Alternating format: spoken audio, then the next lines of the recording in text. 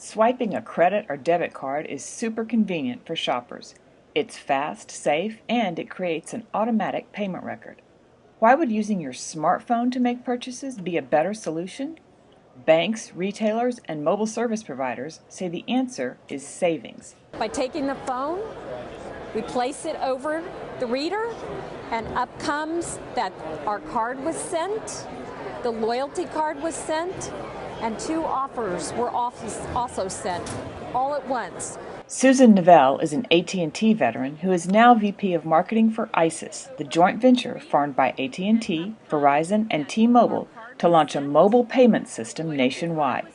The group is focusing on coupons and loyalty cards that can be preloaded into the phone as a way to encourage consumers to take the plunge.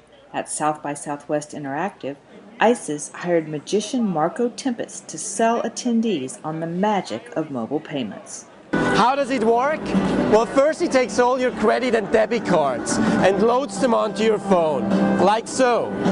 Then, if you go to an ISIS-ready merchant and you want to pay for your coffee, you simply enter your ISIS mobile wallet, enter your secure PIN, choose your card,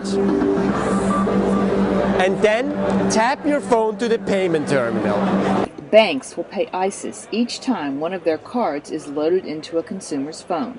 The system will debut this summer with select retailers in Austin and Salt Lake City.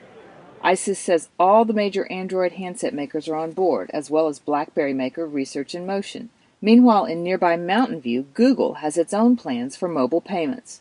Google Wallet is a joint venture between Google, Citibank, MasterCard, First Data, and Sprint.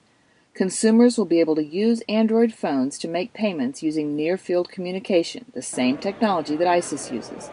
Payments can be processed using a Citibank MasterCard or using a Google prepaid card, which would eliminate the bank from the payment process. With major retailers like Target and Walmart also planning to launch mobile payment systems, banks are realizing that they are not the ones calling the shots.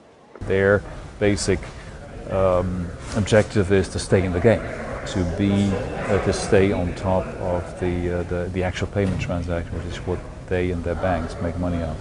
Tony Mershon is a consultant who previously oversaw contactless payments for MasterCard in Europe.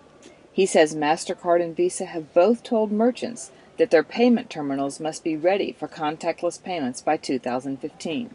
If they aren't, the merchants will be liable for any fraud at that terminal. ISIS says it already has agreements with the 4 largest U.S. makers of point-of-sale terminals. These vendors are in the process of upgrading to contactless terminals, and ISIS says that together they have 95% of the market.